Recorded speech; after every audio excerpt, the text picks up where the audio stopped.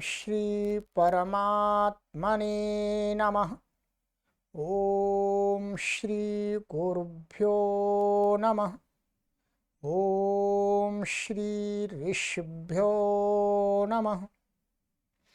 ओम सहना भवतु सहनौ भुनक्तु सह वीर्यं करवावहै तेजस्विनावधीतमस्तु मा विद्विषावहै।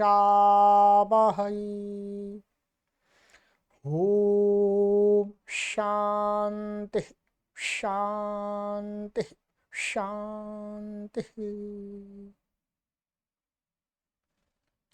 सर्वेभ्यो नमः। देववाणी संस्कृतं यूट्यूब चलदृश्यं प्रति भवतां भवतीनांच हार्दं स्वागतम्। मित्रों, लघु सिद्धांत कौमुदी संपूर्ण अध्ययनम कक्षा संख्या एकोत्तरशततमी 101वीं कक्षा को आज पढ़ेंगे। काफी आ गई जी। एक कम 100, अब 100 हो गए, अब 101 हो गए, एक अधिक भी हो गया। चलिएगा, पुस्तक को ओपन कर लीजिएगा। गत कक्षा में मैंने आपको जो पढ़ाया था उससे आगे पढ़ना आरंभ करते हैं। ठीक है, पुस्तक तो प्राय करके लघु सिद्धांत कौमुदी सभी संस्कृत के पाठकों के पास में होती है। ठीक है, जिनके पास में नहीं है वो देववाणी संस्कृतम से संपर्क करके मंगा सकते हैं। ठीक है, बाकी आपके पास पुस्तक है, उसी से आप आराम से पढ़ सकते हैं। किसी अन्य पुस्तक की आपको आवश्यकता नहीं है, ध्यान रखेंगे। ठीक है,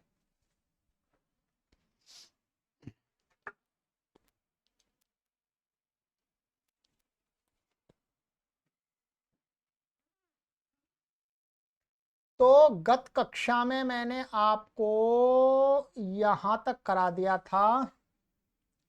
ये पयोमुग्भ्याम माने पयोमुच शब्द हमने चकारांत शब्द कंप्लीट कर लिए। अब प्रत्याहार के क्रम में आ रहा है त, और अन्य वर्ण के अंत वाले शब्द नहीं है। अब तकारांत में शब्द मिलते हैं, तो तकारांत शब्द के लिए अब आरंभ कर रहे हैं यहां से। ये आज नया एक महत शब्द लेंगे। क्या लेंगे जी? महत, ये लेंगे। ठीक है, चलिएगा।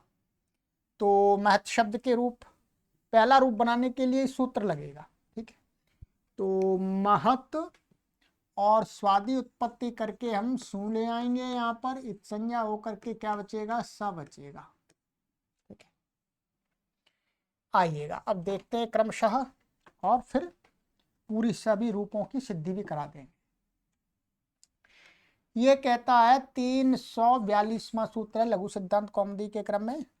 शांत महतः संयोगस्य 6 4 10। ठीक, शांत महतः संयोगस्य, ये एक पद है, इसमें समास हो रहा है, वो अलग तोड़ के बताएंगे। संयोगस्य, ये एक पद है, षष्ठी व्यक्ति एक वचनांत, और ये भी षष्ठी व्यक्ति एक वचनांत ही है। इसके अंदर दो हैं, शांत और महत। शांत का अर्थ है सकार अंत वाला, सा अंत, शांत सा। इस सूत्र में ऊपर से अंगस्य की अनुवृत्ति आ रही है। अष्टाध्यायी क्रम में ऊपर से अंगस्य आ रहा है। ठीक है, तो अब यहाँ पर अर्थ लगेगा। हमारा अर्थ किया है आचार्य वरदराज महाराज जी ने। शांत संयोगस्य महतश्च यो नकारस्तस्योपधाया दीर्घो संबुद्धौ सर्वनाम स्थाने। ठीक है, क्या कहते हैं? शांत संयोगस्य माने सकारांत कोई शब्द, और वो सस्सा कैसा होना चाहिए? संयोग वाला। शांत संयोग, सकारांत संयोग वाला। संयोग किससे होती संज्ञा? हलोनंतराह संयोग, हलोनंतरा संयोग से संयोग संज्ञा होती है। तो शांत संयोगस्य महतश्च और महत शब्द है। क्या है? महत। महत शब्द का जो नकार, यहाँ पर महत शब्द के साथ में हमें संयोग की आवश्यकता नहीं है, बस महत शब्द का माने संयोगांत सकारांत संयोग वाला शब्द चाहिए और महत शब्द। और इनमें जहां पर भी कहीं पर भी ना हो, जहां कहीं पर भी कुछ नहीं, उस नकार तस्य, उस नकार से, नकार की उपधा को दीर्घ होगा। शब्द की उपधा को दीर्घ नहीं होगा।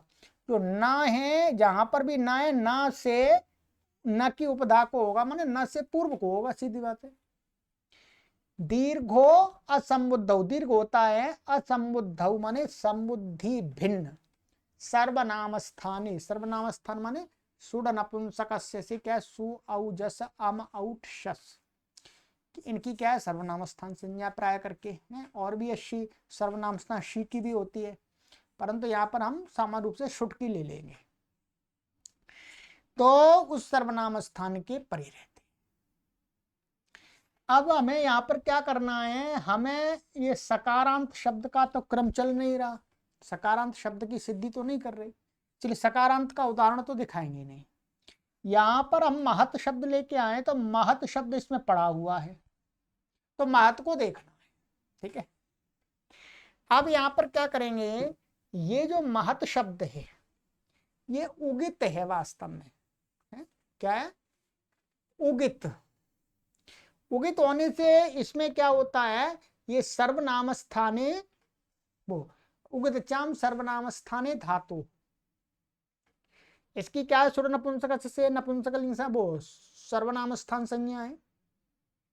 सर्वनाम स्थान संज्ञा होने से इसके परत इसकी अस्मात् प्रत्यय विधिष्ठता प्रत्यंगम से अंग संज्ञा भी। अंग के अधिकार में उगित चाम सर्वनाम स्थाने धातु, ये उगित है वास्तव में। ठीक है, उगित है। तो उगित होने के कारण से यहां पर क्या हो जाएगा? इसको नुम आगम होगा। ध्यान दीजिएगा, क्या होगा? नुम आगम। तो उगित चम सर नुम होगा। नुम कहां पर होगा जी? महा और मृत्युंत्यात परा से यहां हो जाएगा नुम। ये नुम, नुम का क्या बचेगा? न बचेगा। तो अब हमारी स्थिति पूरी क्या होगी? ध्यान देंगे, देखिएगा। मा हा ना ता सा, ये हो गया। आप देखिए इसकी क्या सर्वनाम स्थान संज्ञा है और ये संबोधन का नहीं है, इसलिए संबुद्धि भिन्न है, संबुद्धि का नहीं है। अब यहां पर देखिएगा, ये महत शब्द है, तो ये तो इसी का अवयव है महत का ही। तो महत मैंने महत शब्द में ना, ये ना है। न की उपधा, उपधा क्या है? आ, हा का आ, ये आ को क्या हो जाएगा? दीर्घ हो जाएगा, दीर्घ होगा ये महा, ऐसा होना महान, ये लग गया। ठीक है, हलज्ञाभ्यो दीर्घ श्रुति से प्रथम हल से इसका लोप हो गया और संयोगांत से लोपा से तकार का लोप हो गया। ये तो सारा पहले की तरह कर लेंगे। क्या बन गया? महान। ठीक है, बस अब इसलिए ऐसे ही करते जाइएगा, द्विवचन में भी सारे काम यही हो जाएंगे। ये नुम आदि भी सब हो करके महान त और ये औ आ जाएगा। इसकी भी सर्वनाम स्थान संज्ञा है, तो इससे क्या हो गया? नकार की उपदा हके अ को दीर्घ हो गया। तो महान तौ, महानतः जसमें, महानतम, महानतौ, बस आगे प्रत्यय जोड़ते जाना है आप। महत शब्द है और शस जोड़ दीजिएगा इसमें, शस का अस, तो क्या बनेगा? महतः। ठीक है, फिर महत टा का आ, महता, क्या बनेगा? महता। ठीक है, यहां पर ये संबोधन का दिखाया, अभी मैं संबोधन का आपको बाद में करा दूंगा। ठीक है, महता। फिर तृतीय व्यक्ति द्विवचन में महद्भ्याम। तो बस यहां पर क्या हो जाएगा?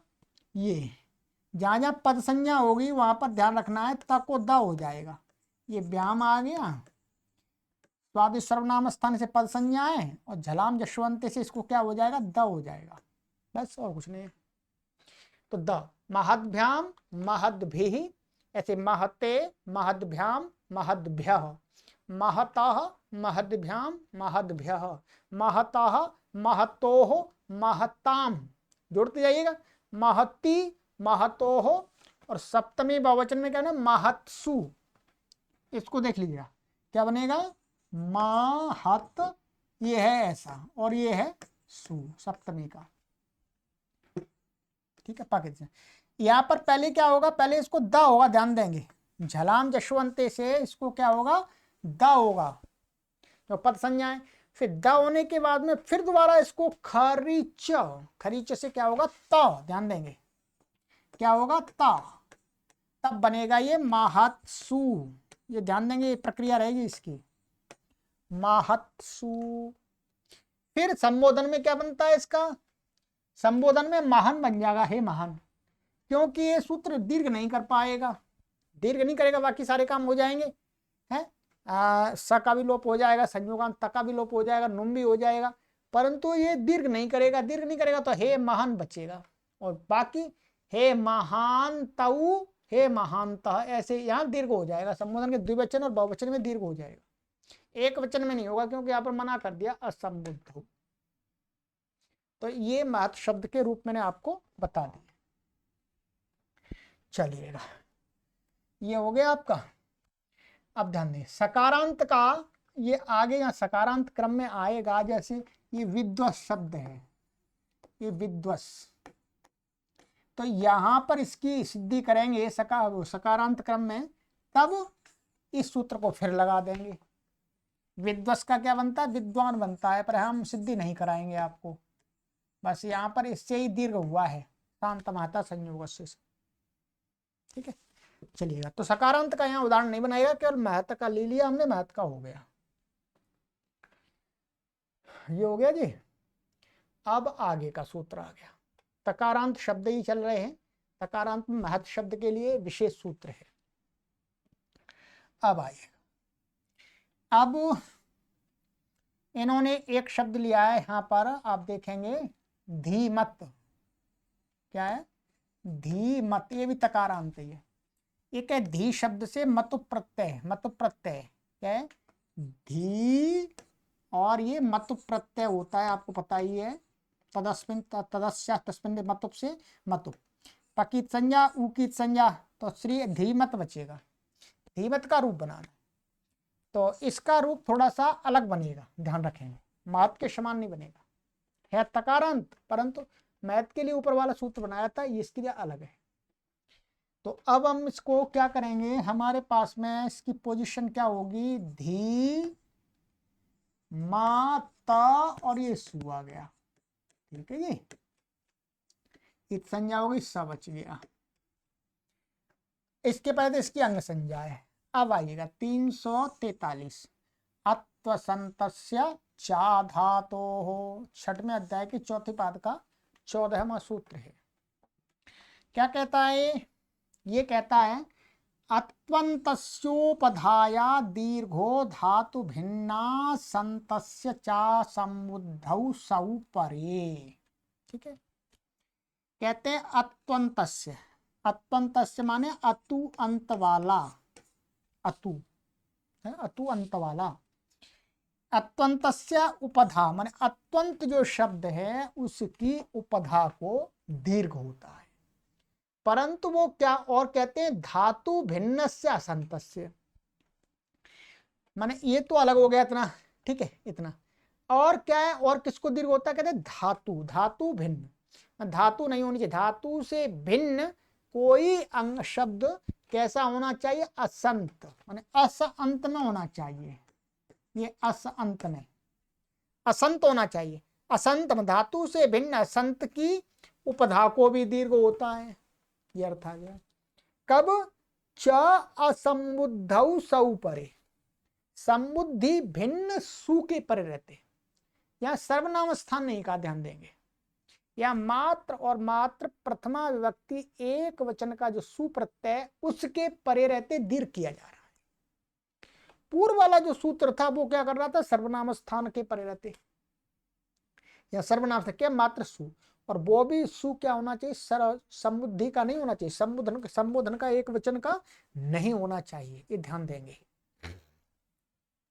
तो अब देखिएगा ये क्या है, समुद्धि का नहीं है, सु परे है, और ये कैसा है, ये अत्यंत शब्द है। आप कहेंगे अत्यंत कहाँ है, तो अत्यंत ये ऐसे है क्योंकि यहाँ अत्यंत बोलिया अतु, माने अतु कभी हमें दिखा है, अतु ये कभी अतु दिखा था। कैसे अतु दिखा था, ये धी से हम मतुप लाए थे, मतुप, तो जैसे हमने पकार की संज्ञा की तो ये अतु अंत में दिख रहा है यहाँ पर, इसकी ऊ की संज्ञा हो गई है, परंतु परंतु ये कभी अतु हमें दिखा था। तो ऐसे अत्यंत अतु को माना गया, पर अत्यंत इसको माना गया है, ठीक है, अतु है अंत में अतु, तो ये अत्यंत अत्यंत हो गया सुपर ये, तो इसकी उपदा को क्या हो गया बोलो, दीर्घ। ये धातु का संबंध इसके साथ लगाना नहीं है, धातु का संबंध यहाँ लगेगा ही नहीं, कोई जरूरत ही नहीं है। धातु का संबंध लगेगा यहाँ पर असंत, तो असंत के रूप हमें अभी नहीं देखने हैं, असंत के वहां पर देखेंगे जब सकारांत शब्द आएंगे वहां पर, ठीक है।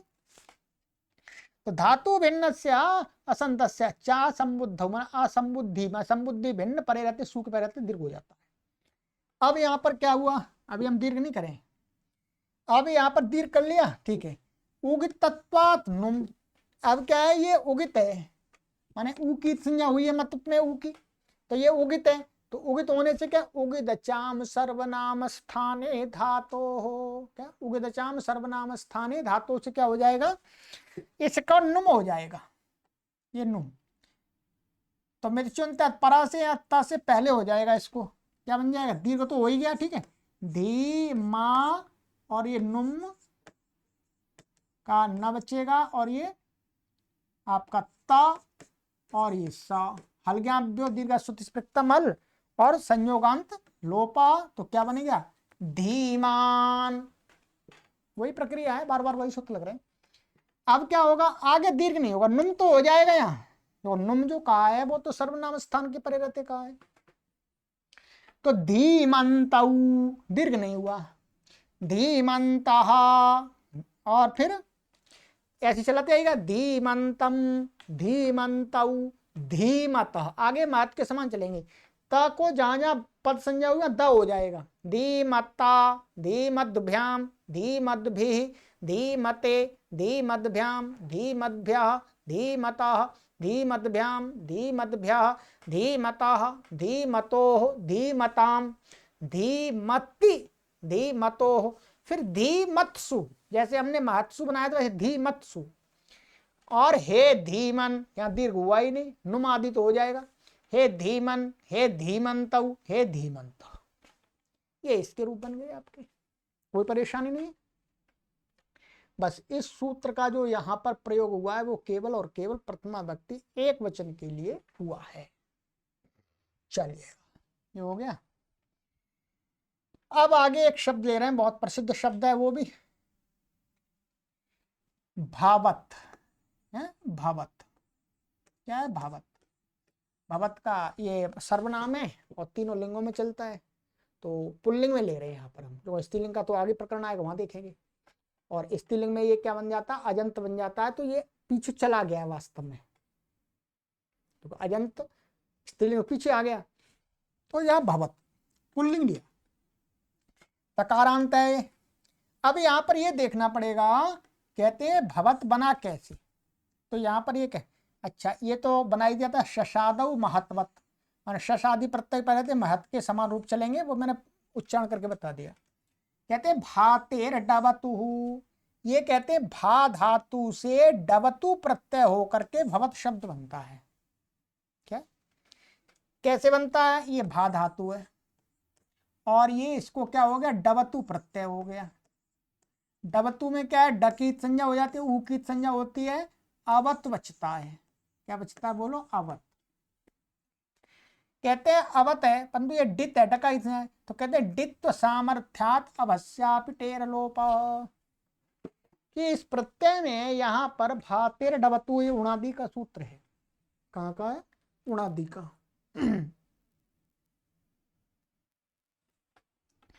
तो कहते हैं कि भातिर मां यहाँ डितकरण किया महर्षि पाणिनि ने, क्यों किया? तो कहते हैं यहाँ डितकरण का ये लाभ है कि इसकी भसंज्ञा, क्योंकि जो टी का लोप होता है वो भसंज्ञा के अधिकार में है, टी का लोप टेह आदि सूत्रों से।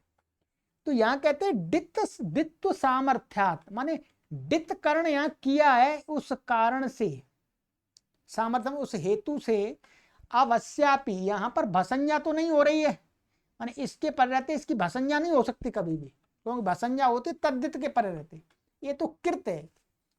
तो कहते हैं अवश्यापि बिना भसंज्ञा होने पर भी क्या टेर लोप, टी का लोप हो जाता है, अचुंत टी, टी माने भा के आ का लोप हो गया, तो क्या बच्चा? ये भ बच्चा। इसको मिला देंगे तो भा और अवत क्या मिल जाएगा? ये बन जाएगा हमारा, बोलो, भावत बन गया। अब ध्यान देंगे, अब ये शब्द भी कैसा है? डावत्तु प्रत्यय, तो अतु अंत में है इसके, तो अतु है ये अतु अंत में हमें कभी दिखा था ये डावत्तु, ऐसे मतुप में अतु था, ऐसे यहाँ पर डावत्तु, तो अतु अंत में, तो ये भी अत्वंत माना गया। क्या माना गया? अत्वंत, अत्वंत माना गया। तो अब इसको क्या होगा, पूरी प्रक्रिया हम देख लेते हैं। ये बन गया भावता और ये सु आ गया आपका, इसकी सर्वनाम स्थान संज्ञा है पूर्वत। अब इससे क्या हो जाए, अत्वंत है तो पहले सबसे पहले इसको क्या करेंगे, उपधा को दीर्घ हो गया, दीर्घ है उगतचम सर्वनाम स्थान धातु से यहाँ पर क्या हो गया, नुम हो गया, नुम करना बच्चा, और हलगांति लोप संयोगांत लोप क्या हो गया, भवान। बस यही दीर्घ होगा, आगे दीर्घ नहीं होगा। आगे क्या, भवत शब्द से नुम तो हो जाएगा, उगतचम सर्वनाम स्थान, क्योंकि उगित है ये डावत्तु, ये उगित है, ऊ की संज्ञा है इसमें, तो भवंतऊ, भवंता ऐसे बनेंगे धीमन के समान, ठीक है, भवंतऊ भवंतः। फिर आगे भवंतम भवंतौ भवतः, भवता भवद्भ्याम भवद्भिः, भवते भवद्भ्याम भवद्भ्यः, भवतः भवदो भवद्भ्याम भवद्भ्यः, भवतः भवतोः भवताम, भवति भवतोः भवता भवत्सु, और हे भवन हे, ध्यान देंगे इसका क्या है, संबोधन होता नहीं, जो सर्वनाम होते हैं हे आप ऐसे कोई नहीं बोलता, इसलिए होता ही नहीं सर्वनाम, सर्वनाम नहीं होता है। शत्रंतस्या भवन, अब आगे, अब कहते हैं, ध्यान देंगे यहां पर कि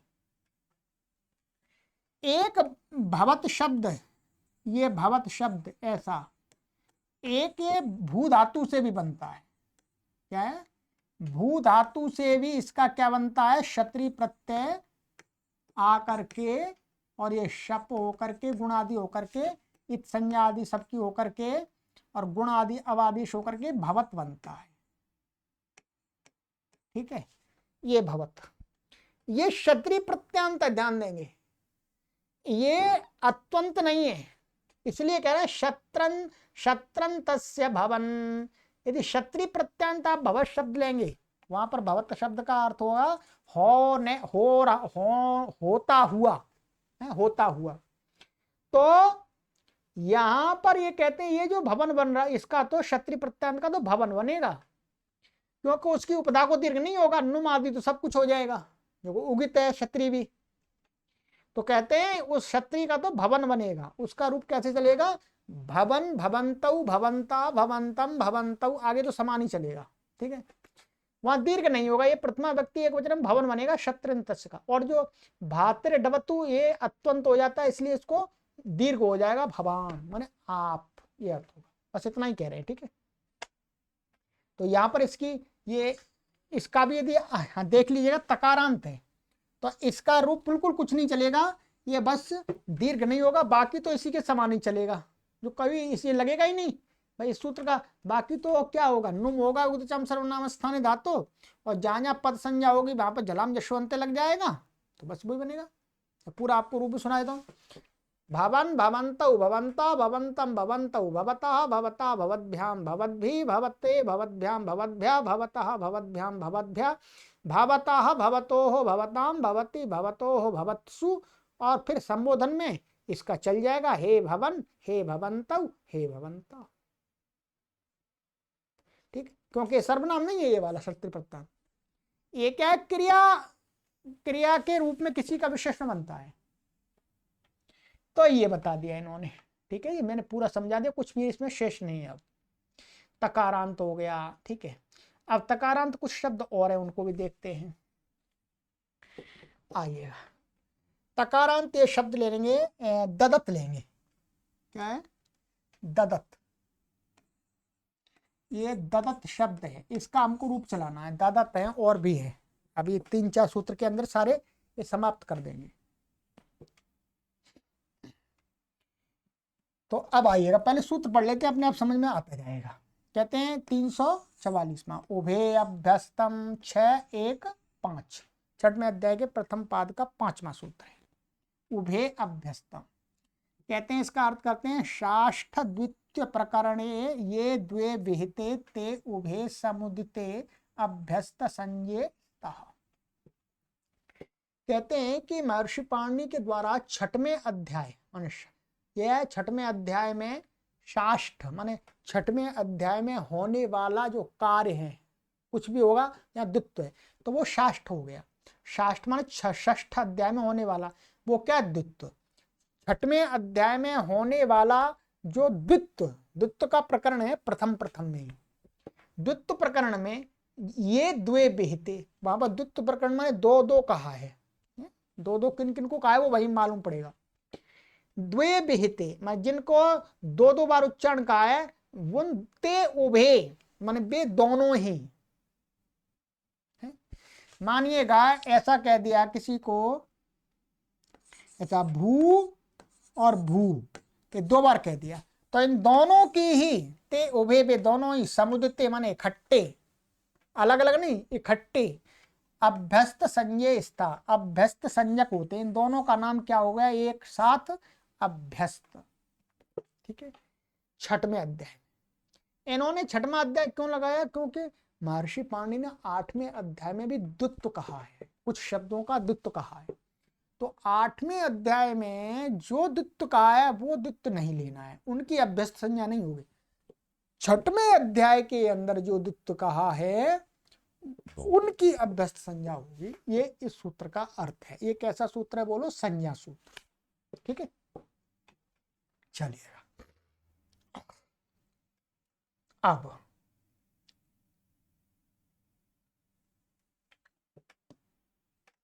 आपको थोड़ा सा हल्का सा दिख वैसा हो सकता है, थोड़ा सा आप क्वालिटी को बढ़ा लीजिएगा वीडियो को तो ठीक दिखेगा। अब देखिएगा, अब ये सूत्र हमें लगाना है, यहाँ पर अभ्यस्त आया इसलिए अभ्यस्त समझा दिया पहले। अब हमने यहाँ पर ददत शब्द लिया, क्या लिया है, ददत। इसको थोड़ा सा मैं एक्सप्लेन कर देता हूं।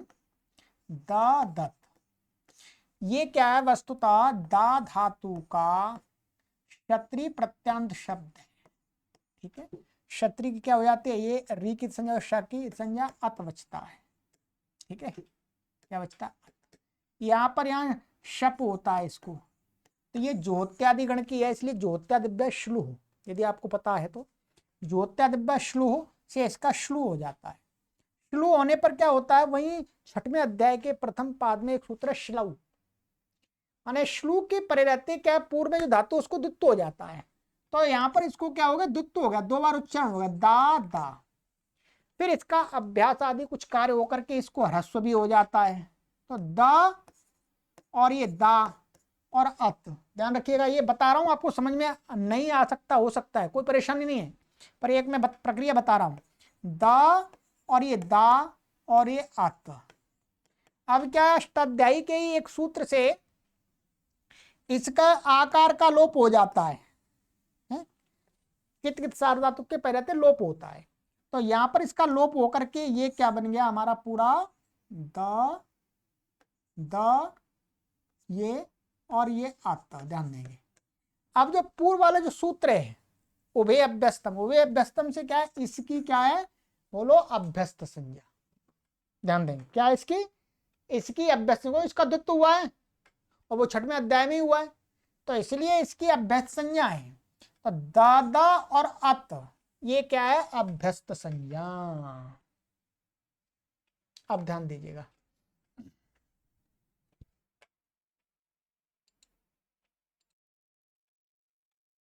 तो अब ये हो गया द। अच्छा ये तो यहां से आ जाए, ये आ जाए ये। अब यहां पर हम स्वादि उत्पत्ति करेंगे क्योंकि प्रातिपदिक बन गया, सु आ गया। ठीक है, इसकी क्या है? स की क्या है? सर्वनाम स्थान संज्ञा। क्या है? सर्वनाम स्थान संज्ञा।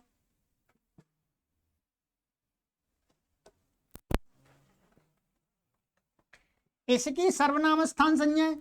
तो ये क्या है? ये क्षत्रिय था। क्या था? क्षत्रिय। ध्यान देंगे, ये क्षत्रिय था। री की संज्ञा हुई है, तो ये कैसा है? उगित है। क्या है ये? उगित।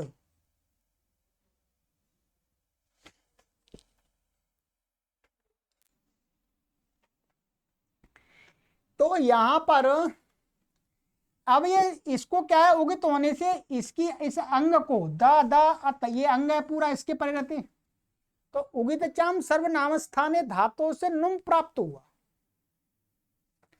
क्योंकि उगित है, उगित अंग को नुम आगम प्राप्त हो जाएगा सर्वनाम स्थान की परिणति।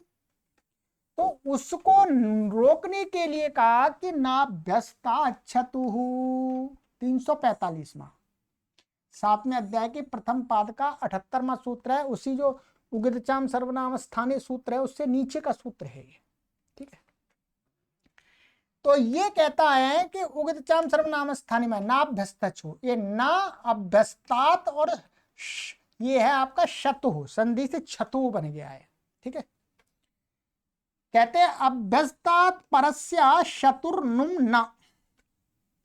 कहते हैं उगितचाम सर्वनाम स्थानीय धातु से जो नुम होता है, यदि उसका अपवाद है, यदि वो अपवाद निषेध है, यदि अभ्यस्त संज्ञक से परे यदि क्षत्रिय है तो क्षत्रिय को सर्वनाम स्थान के परे रहते नुम नहीं होता। क्या? क्षत्रिय के सर्वनाम स्थान के परे रहते नुम नहीं होता। अब यहां कहते हैं कि अभ्यस्त क्या है, तो बता दिया पहले, इसकी क्या है? अभ्यस्त संज्ञा द। इससे उत्तर ये क्षत्रिय का अत है, तो इसको नुम आगम उगदचाम सर्वनाम स्थानीय धातु से नहीं होगा। बस मना हो गया। मना हो गया तो ऐसा का ऐसा ही रह गया, द अत और सु हल गया, दिलोप हो गया। तो पुल्लिंग में इसका रूप क्या बन गया? द। और फिर इसको झलाम जशवंते और वावसाने से विकल्प से क्या चरत्व हो जाएगा, तो वो ये जशत्व हो गया और ये चरत्व होगा, तो ये वावसाने से दो रूप बन जाते हैं, ददत दादद। अब इसमें क्या करना है आपको? कुछ भी नहीं करना, नुम होना ही नहीं है, अब जोड़ते जाना प्रत्यय आपको। सुनते, दादत्ताऊ दादत्ताह, दादत्तम दादत्ताऊ दादत्ताह, दादत्ता। और जहां पर पद संज्ञा होगी वहां पर क्या जलाम जशवंते से इसको क्या होता जाएगा? द हो जाएगा। तो ददद्भ्याम ददद्भिः, ददत्ते ददद्भ्याम ददद्भ्यः, ददत्ताः ददद्भ्याम ददद्भ्यः, ददत्ताः ददत्तोः ददत्ताम, ददत्ति ददत्तोः ददत्सु।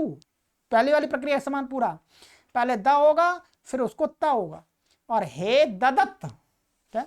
हे ददत्त, हे ददत्तऊ, हे ददत्त, और यही बन जाए हे ददत्त हे ददत्त, दो बन जाएंगे, और हे ददत्तऊ हे ददत्त। यहां नुम नहीं होता, ये तकारांत शब्द ऐसा ले लिया कि इसमें नुम नहीं होता, तो ये हो गया। ठीक है, तो ददत्त का अर्थ होता देता हुआ कोई व्यक्ति। अब आ जाइए, इसी से संबंधित एक सूत्र और है, इसको और कंप्लीट करेंगे।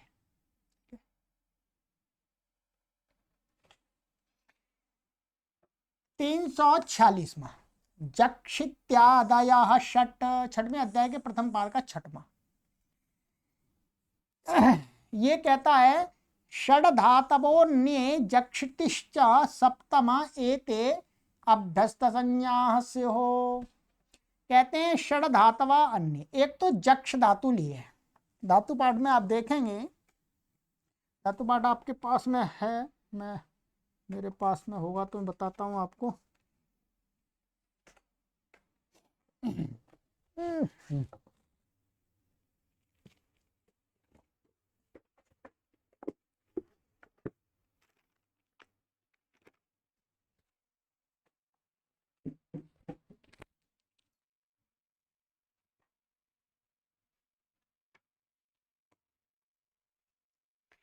ये धातु पाठ है, ठीक है। इसमें आप देखेंगे कि जो ये है आपका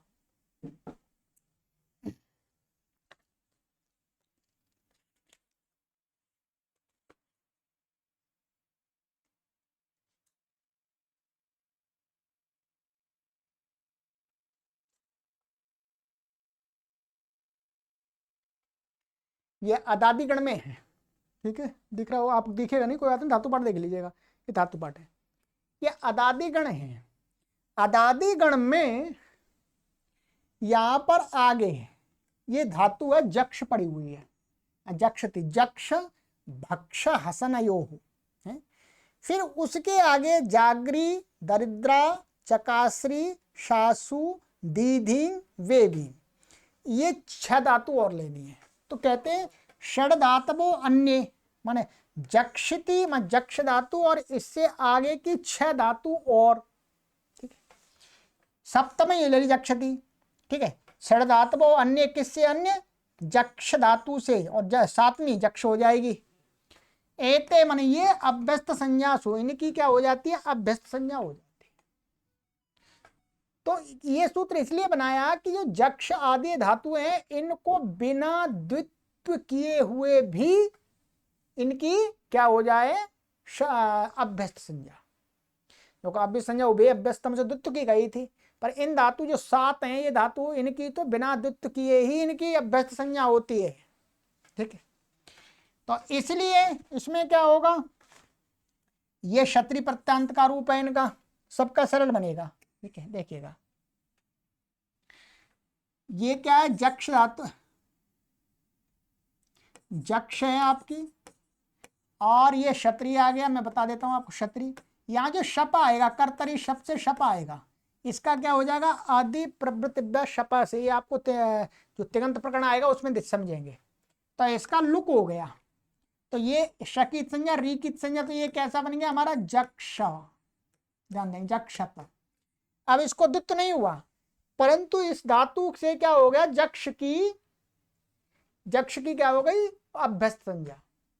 अब अभ्यस्त संज्ञा हो गई, ये प्रातिपदिक बन गया। अब इसको भी क्या हो जाएगा? इससे अभ्यस्त संज्ञा होने से क्या है? अब इसके रूप चलाएंगे तो इसको भी नाभ्यस्ता छतों से निषेध हो जाएगा, क्योंकि जक्ष की भी अभ्यस्त संज्ञा है। तो अभ्यस्त से उत्तर क्षत्रिय को सर्वनाम स्थान के पहले तो नहीं होगा, तो इसके भी ऐसे ही रूप चलेंगे। जक्षत, जक्षद, जक्षतौ, जक्षतः, जक्षतम, जक्षतौ, जक्षतः, जक्षता, जक्षद्भ्याम, जक्षद्भि, जक्षते, जक्षद्भ्याम, जक्षद्भ्या, जक्षतः, जक्षद्भ्याम, जक्षद्भ्या, जक्षता, जक्षतो, जक्षताम, जक्षति, जक्षतो, जक्षत्सु, और हे जक्षत, हे जक्षद, हे जक्षतौ, हे जक्षतो, ठीक है। तो वही दिखा दिया इन्होंने। अब आगे की जो भी धातुएं हैं, एवं, जाग्रत, दद्रत, दरिद्रत, शासत, चकासत, कितनी हो गई? 1 2 3 4 हो गई है। 5वीं एदिकादि। इसी प्रकार से ये आगे का यहाँ पर हमको नहीं देखना है, ठीक है। ये देधी, दीधिंग और वेविंग का हमें नहीं चलाना है यहाँ पर, उनसे क्षत्रिय नहीं होता वास्तव में, ठीक है। उनका दूसरा काम होता है, ठीक है।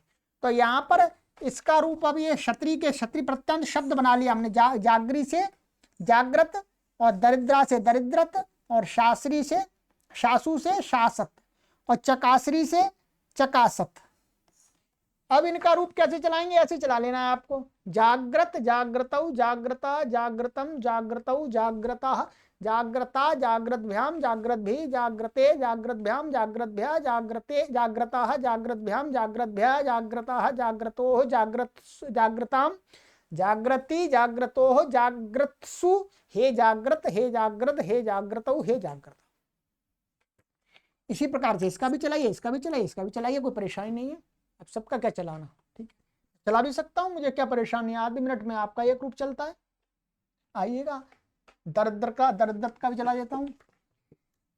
दरिद्रत, दरिद्रद, दरिद्रदौ, दरिद्रतौ, दरिद्रताः, दरिद्रतम, दरिद्रतौ, दरिद्रताः, दरिद्रता, दरिद्रद्भ्याम, दरिद्रद्भ्याम, दरिद्रद्भ्यः, अभि, दरिद्रते, दरिद्रभ्याम, दरिद्रद्भ्याम, दरिद्रद्भ्यः, दरिद्रतः, दरिद्रभ्याम दरिद्रभ्या दरिद्रता दरिद्रतोः दरिद्रताम दरिद्रति दरिद्रतोः दरिद्रसु हे दरिद्रत हे दरिद्रद हे दरिद्रतौ हे दरिद्रतः।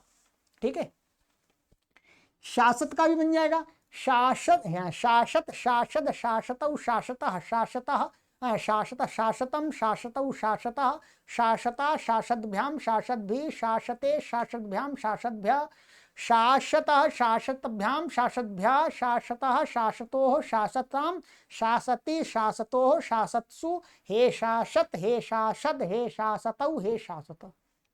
ऐसे ही चकासत का बन ले लीजिएगा चकासत चकासत चकासद चकासतौ चकासतः चकासतम चकासतौ चकासतः चकासते चकासता चकासद्भ्याम चकासद्भि चकासते चकासद्भ्याम चकासद्भ्या चकासतः चकासद्भ्याम चकासद्भ्या चकासतः चकासतोः चकासताम चकासति चकासतोः चकात्सु हे चकासत हे चकासत हे चकासतौ हे चकासत। बना दिया जी, छुट्टी। चलिएगा, अब ये कर दिया कंप्लीट इन्होंने। अब चकारांत का समाप्त हो गया। चकारांत के बाद में क्रम में आता है पकारांत। पकारांत शब्द मिलते हैं। पकारांत में कुछ भी करना ही नहीं, कोई सूत्र लगता ही नहीं, जो पहले लग गए वही लगेंगे। पकारांत में ये गुप है, गुप। ये क्या है, कुप प्रत्यंत है। गुपु धातु है, गुपु धातु से क्या है, कुप प्रत्यय होकर के ये कुप प्रत्यय होकर के गुप बनता है। गुप का अर्थ है छुपाने वाला, छुपाने वाला, गोप्ता। तो गुप बन गया, ये प्रातिपदिक बन गया। अब इसके रूप चलाएंगे पकारांत है, तो सबसे पहले इसमें कुछ भी नहीं लगा, सु आएगा, यहाँ पर सु आ गया और इसको नुम आदि कुछ प्राप्त ही नहीं है। बस इसको झलाम जश्व बहु झलाम जशवंते से ब हो जाएगा, फिर बाबसाने से इसको चर हो जाएगा विकल्प से। तो गुप गुब। अब गुप में प्रत्यय मिलाते जाइए, जब पद संज्ञा होगी वहां पर गुप को क्या हो जाएगा, ब हो जाएगा। बस मैं आपको बता देता हूँ, गुप गुब गुपऊ गुपह गुपम गुपऊ गुपह गुपा गुपाभ्याम गुभ्याम। ठीक है, क्या गुभ्याम गुभ्भि और गुप गुपे गुभ्याम गुभ्यः गुपः गुभ्याम गुभ्या गुपः गुपोह गुपाम गुप्पी गुपोह गुप्सु। क्या है सप्तमी है, गुप्सु। यहाँ पहले वही प्रक्रिया रहेगी। यहाँ पहले क्या होगा, झला, जब पद संज्ञा है इसकी, तो यहाँ झलाम जशवंती से इसको पा को पहले बा होगा, क्या होगा, ब। फिर खरीचा से इसको पा होगा बाद में।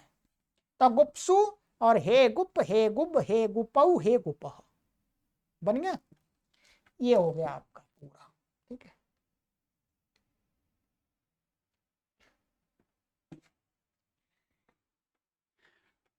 ठीक है। यहां पर इन्होंने ये भी दिखाया था, इसको भी देख लीजिएगा, जो बताया था कि दीधिंग और वेबिंग, जो ये दो धातु है, इनका क्या है, वेद में ही प्रयोग होता है केवल। इसलिए यहाँ पर लघु सिद्धांत कौमुदी में वेद का कोई सूत्र नहीं ले रहे हैं, छंद का नहीं ले रहे हैं, इसलिए यहाँ पर अपने आप ही छोड़ दिया, इसलिए छोड़ा है। ठीक है, चलिएगा, ये हमारा यहाँ पकारांत तक समाप्त हो गया है। अब हमारा एक शब्द और आएगा अभी, ये